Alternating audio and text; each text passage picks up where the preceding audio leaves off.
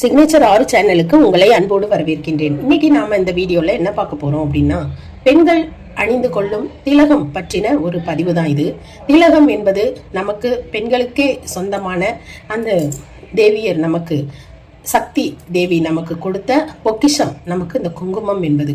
இந்த குங்குமம் நமக்கு இரண்டு குங்குமம் நமக்கு தேவைப்படுகின்றது, நாம் இட்டுக் கொள்ளலாம். அதாவது திருமணம் ஆகும் முன்பும் நமக்கு அந்த ஒரு குங்குமம் நிலையான குங்குமம், திருமணம் ஆன பிறகு பகிடில் வைக்கும் குங்குமம் மிக மிக முக்கியமான அந்த குங்குமம். பகிடில் நாம் குங்குமம் வைப்பதுதான் மிகச் சிறந்த ஒரு சக்தியை நமக்கு கொடுப்பது. அது பிரபஞ்சத்தை நோக்கி இருப்பது. இந்த பிரபஞ்ச ஆற்றல் அந்த குங்குமத்துக்குள் இறங்கி நம்ம உடம்புக்குள்ள இறங்கி ஆட்சி செய்யும் சக்தி தரும். இதனால இந்த சக்தி மிகுந்த அந்த குங்குமம் திருமணத்திற்கு பின்பு நமக்கு கிடைக்கின்றது. அதனால இந்த 2 வகையான குங்குமத்தையும் பெண்கள் அழகாக இட்டுக்கொள்ள வேண்டும். அப்படி குங்குமம் வைக்க முடியாத பெண்கள் கண்டிப்பாக வகிட்டு குங்குமத்தை தவிர்த்து விட்டு நெற்றி குங்குமம் இடுவதில் எந்த விதமான தவறும் கிடையாது, வைத்துக் கொள்ளலாம். நமக்கு பிறக்கும் பொழுதே நமக்கு சக்தி கொடுக்கும் இந்த குங்குமத்தை நாம் அணிந்து கொள்வதனால் எந்தவித தவறும் கிடையாது. மிக மிக முக்கியமான குங்குமம், நமக்கு பெரும் சக்தியை கொடுக்கும் குங்குமம் நெற்றி வகிடு குங்குமம் தான் அப்படிங்கிறத பத்தி நாம் அன்னைக்கு பார்த்தோம். இந்த குங்குமத்தை நாம எப்படியெல்லாம் இந்த குங்குமத்தை வைக்கிறதுனால நமக்கு வெற்றி வாகை நாம் சூடலாம், எப்பொழுதும் வெற்றி திலகத்தோடு இருக்கலாம், அப்படி என்ன செய்தால் நமக்கு இந்த குங்குமம் நிலையான குங்குமமாக இருக்கும் அப்படிங்கிறத பத்தியும் நாம இப்ப சொல்ல போறோம். வெள்ளிக்கிழமை தோறும் சிவந்த குங்குமம், அதாவது மெரூன் கலர் இல்லாமல் சிவந்த நிறத்தில் இருக்கும் குங்குமத்தை வாங்கி அம்பாள் ஆலயத்தில், அதாவது மகாலட்சுமி வீற்றிருக்கும் ஆலயத்தில் நீங்கள் வாங்கி கொடுத்து கொண்டே வர அதாவது ஹோரைகளில் வாங்கி கொடுக்க வேண்டும், அல்லது அமிர்த காலம் என்ற ஒரு காலத்தில் நீங்கள் வாங்கி கொடுத்து வர உங்கள் குங்குமம் நிலையானதாக இருக்கும்.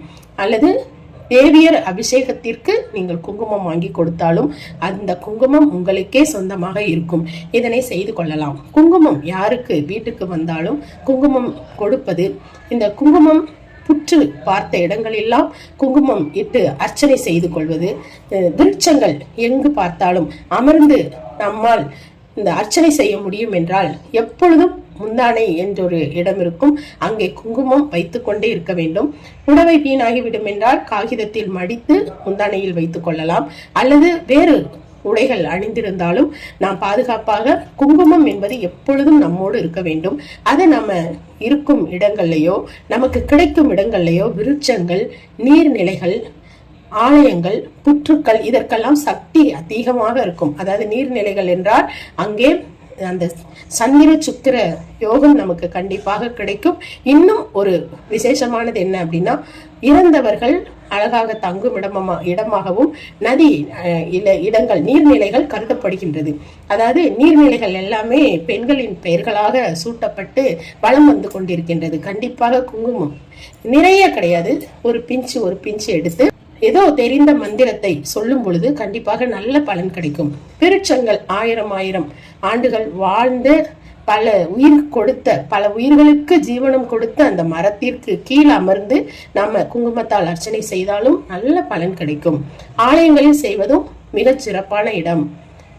புற்றுக்கள், அதாவது நாக தேவதைகள் முக்கிய அங்கமாக விளங்குகின்றார்கள். அப்பொழுது அவர்களது புற்றுக்கள் அவர்கள் வசிக்கும் இடத்திலும் இந்த குங்குமம் வைத்து அர்ச்சனை செய்து அடிக்கடி அந்த குங்குமத்தை பலமாக்கி கொள்ள வேண்டும். இது டெய்லி செய்யணுமா, எப்ப செய்யணும், எந்த கிழமை, எந்த நேரம், அதெல்லாம் இல்லாம உங்களுக்கு எப்ப டைம் கிடைக்குதோ அந்த நேரம் எல்லாம் இரவு தவிர்த்து 6 மணிக்கு மேல் அல்லாமல் 6 மணிக்குள்ள, இரவு 6 மணிக்குள்ள இந்த இப்ப நம்ம மேல்படி சொன்ன விஷயங்களை எல்லாம் செய்து கொள்வதனால் இந்த குங்குமம் நிலையான குங்குமமாக இருக்கும்.